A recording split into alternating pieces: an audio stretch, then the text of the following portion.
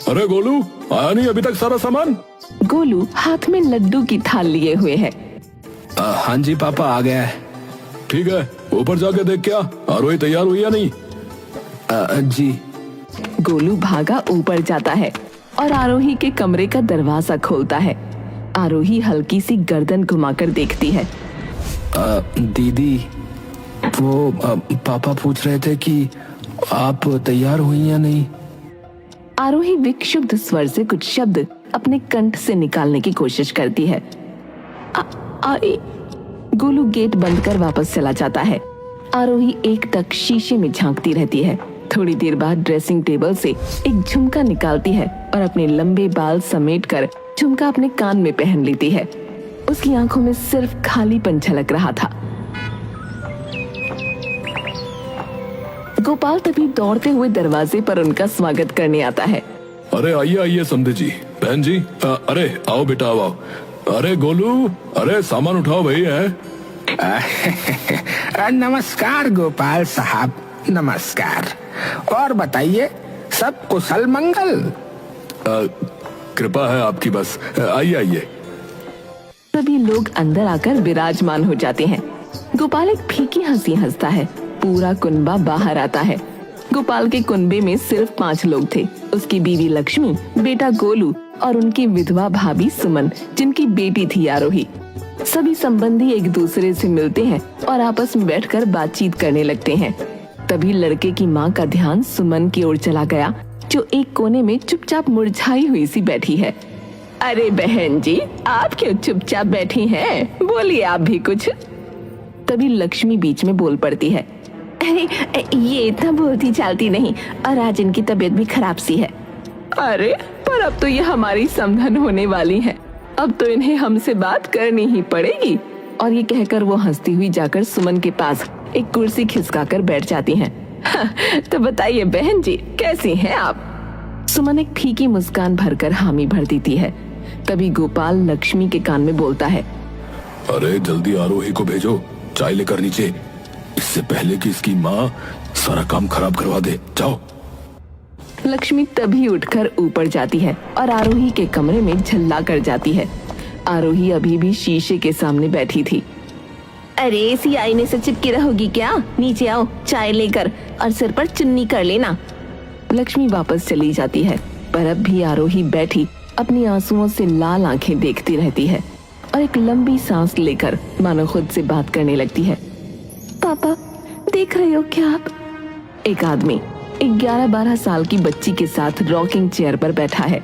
बच्ची उसकी गोद में बैठी है और वो इंसान उसे बड़े प्यार से अपनी बाहों में भरकर कुछ बोल रहा है। आरू, जब तक तेरा पिता तेरे साथ है, तब तक तुझे कोई नहीं रोक सकता। और जब तक क्या, मेरे जाने के बाद भी, क्योंकि मेरा साहस और मेरा निश्चय मैं तुम्हें सौंप रहा हूं, तो रहूंगा तो मैं तुम्हारे साथ हमेशा। तुम जाओगे कहां पर? तुमसे तो कहीं दूर नहीं जाऊंगा, जहां भी होऊंगा तुम्हारे साथ होऊंगा। तुमने कहा था जब तक तुम हो कोई रोक नहीं पाएगा मुझे, और देखो तुम्हारे चाहते ही कैसे एकदम रुक गई मैं। आरोही सहमी सी चाय लेकर नीचे उतरती है और सबको चाय परोसने लगती है। जैसे ही वो सुरजन को चाय देने आती है, सुरजन प्याला लेने के बहाने से उसका हाथ पकड़ लेता है। आरोही झिझक कर अपना हाथ अचानक पीछे खींचती है और थोड़ी सी चाय छलक कर सुरजन के ऊपर गिर जाती है। आरोही डरकर सुरजन की ओर देखती है। सुरजन का मुंह चढ़ा होता है। वो थोड़ी सी ही डरी हुई है ना, इसीलिए। बेटा तू रख दे चाय, अपने आप ले लेंगे।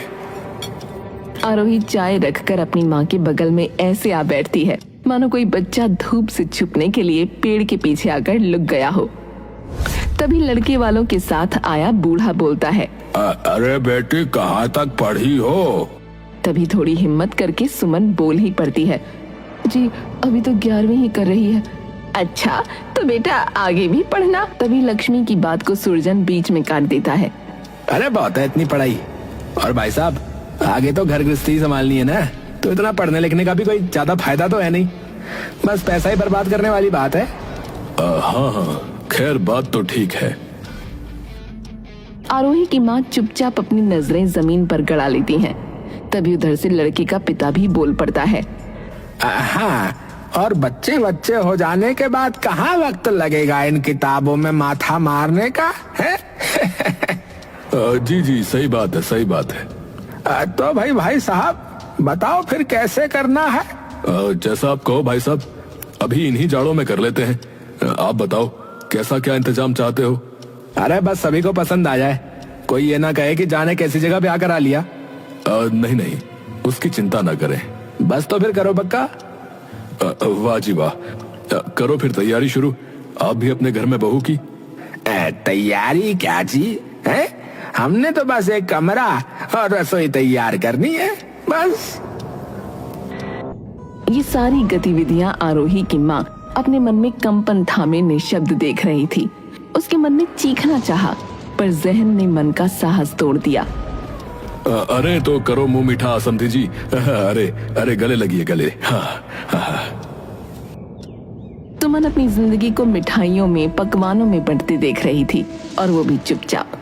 सभी लोगों ने खाना पीना किया और विदा लेने लगे। अलका आरोही के पास आई और उसके हाथ में कुछ पैसे रख दिए। ये लो, और जल्दी आना, तुम्हारा इंतजार रहेगा, और आते ही हमें पोतों वाला कर दो। दूसरी ओर सुरजन आलोक को एक कोने में लेकर चला जाता है। देखिए आप मेरे पिता के समान ही हैं, तो आपसे कुछ कह सकता हूँ क्या? हाँ बेटा कहो कहो। पिताजी थोड़ा समझाइए अपनी बेटी को। मैंने हल्का सा हाथ क्या पकड़ा, उसने तो ऐसे बिगड़ कर हाथ छुड़ाया जैसे हम कोई दैत्य हो गए हैं। और एक बार भी हमारी तरफ नहीं देगा हैं। हमारा हक बनता है उस पे, अब तो थोड़ा समझाइए। अरे नहीं नहीं बेटा, तुम दिल से मत लगाओ उसकी बात। वो तो नादान है अभी, धीरे धीरे सब समझ जाएगी। मैं बात कर लूंगा। सभी लोग विदा लेकर अपने घर निकल जाते हैं। अरे ये जो नखरे दिखाने हैं ना, तो अपने बाप को दिखाना, मर के, या फिर अपनी माँ को दिखा। पता है क्या कह के गया है वो, कि उसके जरा से हाथ लगाने पे ऐसे झटक के दूर किया जैसे वो कोई प्रेत हो। अरे जिस्म में क्या आग लग गई है अगर उसने थोड़ा सा छू ही दिया तो। तभी वो सुमन की ओर गुस्से से पलटता है। और भाभी आप, वैसे तो आपकी जुबान पूरे वक्त सिली रही है, लेकिन जैसे ही पढ़ाई की बात आई तो फट से बोल पड़ी आप। अरे इतना शौक है ना तो जाओ अपनी बेटी को लेकर यहाँ से और पढ़ाते रहना फिर। और नहीं तो क्या, एक तो इनके खसम के मरने के बाद हमने पाला, और हमें ही वीर बना रही है। बताओ, पाला मतलब ये हमारा उतना ही परिवार है। अरे है नहीं था, अब मेरा है, और मैंने ठेका नहीं उठाया आपका। रखा हुआ है वही बहुत है, और इतने बुरे लगते हैं तो निकलो यहाँ से। तभी आरोही सहसा उठती है और जाकर आलोक के पैरों में गिर जाती है। अरे ये क्या ड्रामा है अब है? मैं आपके पाँव पड़ती हूँ ताऊ जी, मेरा ब्याह मत कीजिए। मैं अपनी पढ़ाई का खर्च खुद उठा लूंगी। मैं और माँ दोनों, हम और घरों में पोछा लगा लेंगे। आलोक झटके से अपने पाँव हटा लेता है। और हमारी इज्जत की धज्जियां उड़वा लो है? बेटा शादी तो तय हो गई है, अब तुम्हें पसंद हो या ना हो करनी पड़ेगी। ये कहकर दोनों मियाँ बीवी अपने कमरे में चले जाते हैं। सुमन भागकर आरोही को अपने सीने से चिपटा लेती है। माँ, हम भी चलते हैं बापू के पास, बिना पापा के तो कुछ भी नहीं है हम। यही तो दुख है बेटा, औरत का वजूद उसकी शुरुआत से उसके अंत तक सिर्फ एक मर्द की प्रतिष्ठा में सिमट कर रह जाता है। पैदा हुए तो बाप के नाम से, बड़े हुए तो पति के नाम से। उनके नाम के पीछे छुपकर हम कब खुद गुमनाम हो जाते हैं, हमें खुद नहीं पता चलता। पर माँ, मुझे नहीं होना गुमनाम, क्योंकि पापा ने हमेशा यही सिखाया है कि खुद की पहचान खुद बनाओ। सिखाया तो है बेटा, पर तुझे पता है ना कि यही चीज जब तेरे पापा दुनिया को सिखाने निकले थे तो उनके साथ क्या हुआ। आरोही अपनी माँ की ओर आंसुओं भरी आंखों से देखती है। तो माँ, मैं इस याचना को, इस विनाश को बीचों बीच खड़े होकर देखती रहूं? सुमन धीरे से आरोही को अपने गले लगा लेती है। तुम्हें पता है ना उन्होंने वो किताब क्यों लिखी थी? ताकि किसी औरत की जिंदगी उनकी माँ जैसी ना कटे। उन्होंने अपनी पूरी जिंदगी अपनी माँ को निस्वार्थ सबके लिए करते देखा।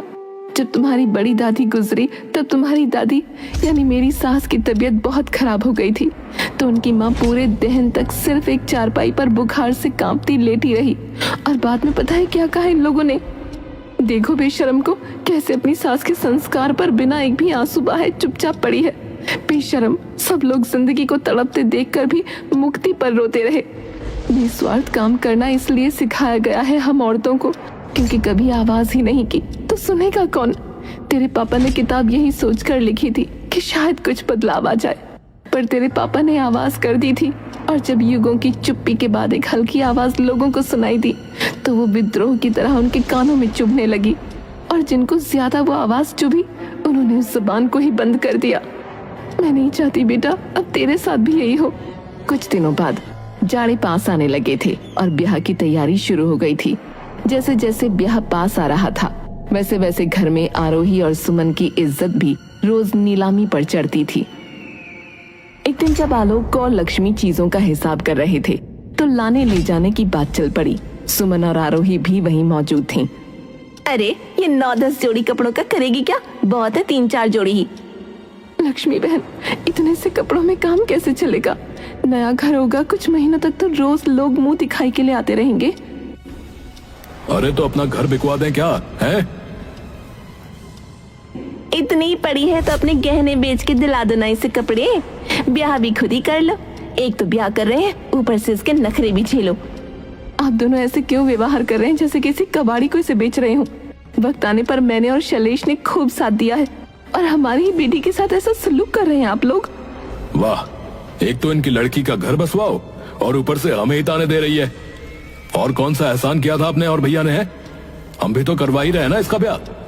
और जो पसंद नहीं है तो बेशक निकल जाइए यहाँ से। सुमन अचंभे से उनकी ओर देखती गई और वो पुराने कपड़ों में और सस्ते गहनों में उसकी बेटी को तौलते गए। दोनों माँ बेटी चुपचाप ऊपर अपने कमरे में जा बैठी। आरोही चुपचाप अपनी माँ की तरफ देखती रही। आरोही के पिता सुमन के साथ खड़े हैं। आरोही, तुम्हें पता है तुम्हारे पूरे नाम का क्या मतलब है? आरोहिणी का क्या होता है? ऊपर की ओर चढ़ने वाली, जिसकी मंजिल सिर्फ आसमान में हो। तुम हमारी उम्मीद हो जिसे हमेशा ऊपर ही जाते रहना है। आरोही अपनी माँ की ओर देखती रहती है। सुमन का चेहरा नाउम्मीदी से मुरझाया हुआ होता है। पापा, कुछ दिनों में इनकी ये बची कुची उम्मीद भी जाने वाली है। सुमन धीरे धीरे बिना कुछ कहे सो जाती है। आरोही उठकर अपनी किताबों की अलमारी की ओर जाती है और एक दराज खोलती है। वहाँ एक भूरे रंग का लिफाफा रखा होता है जिस पर लिखा है, तुम्हारे पिता की तरफ से तुम्हें एक उम्मीद, आरोही। उस लिफाफे को देखते हुए टूटे स्वर में, आपके जाने के बाद कभी हिम्मत नहीं हुई इसे खोलने की। पिता आरोही के कमरे में आते हैं जहाँ आरोही पढ़ रही होती है। आरोही, पापा। पिता पीछे से एक लिफाफा निकालते हैं और आरोही को दे देते हैं। ये क्या है पापा? ये मेरी उम्मीद जो अब मैं तुम्हें सौंप रहा हूँ। हाँ, आपकी किताब छप गई। अरे बिल्कुल छप गई, क्यों नहीं छपती? लेकिन इसे संभाल कर रखना हमेशा।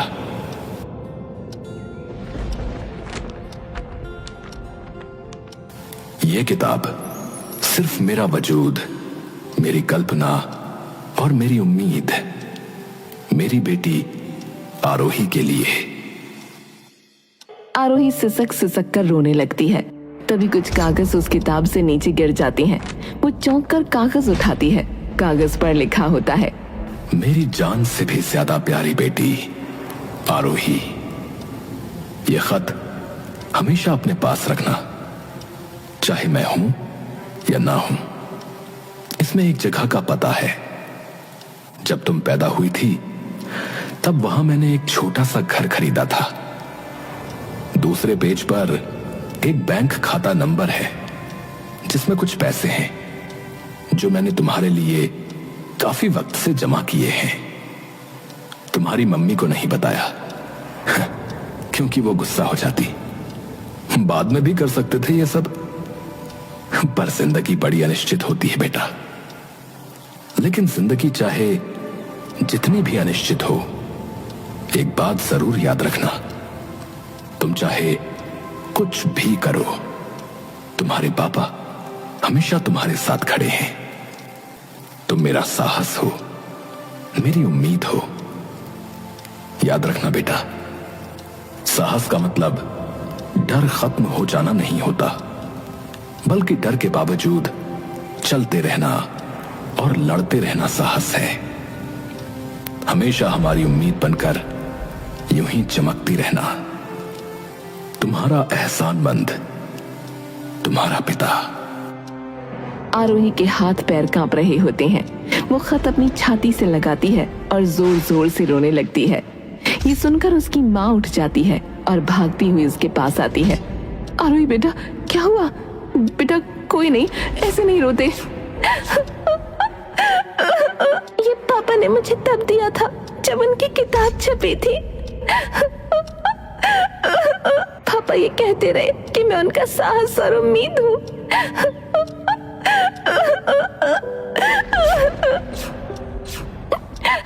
पर एकदम उलट था माँ, मेरा साहस और मेरी उम्मीद तो वही थे, और एक बार फिर उन्होंने हमें बचा लिया माँ।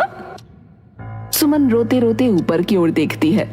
हमेशा मुझ पर नाम डालना होता है आपको। मैं क्यों कुछ कहती? पहले ही बता देते तो इतने परेशान नहीं होते हम। बुद्धू कहीं के। आरोही चलो, अब जाने का वक्त हो गया है। अपने बैग पैक करो और इन्हें एक चिट्ठी लिखो कि हम जा रहे हैं, जैसा ये चाहते थे। और वो चिट्ठी इनके कमरे के बाहर रख देना, और ये भी लिख देना कि जबरदस्ती पकड़ने के लिए किसी और हाथ ढूंढ लें। पर सभी लोग क्या कहेंगे? बेटा लड़की हैं हम लोग, हमारे बारे में लोग सोचते नहीं, सिर्फ बोलते हैं। इनके कान सिर्फ हमारी चुप्पी सुनते हैं। निस्वार्थ की सिसकियां भी इन्हें स्वार्थ लगती हैं, और जब हमारी चिता उठती है ना, तो ये सारे बलिदान की चीखें सिर्फ हमारी लपटें सुनती हैं। सुमन अपने गहने लेती है और आरोही चिट्ठी अपने ताऊजी ताईजी के कमरे के बाहर रख देती है। फिर दोनों निकल जाते हैं, शायद चिल्लाने।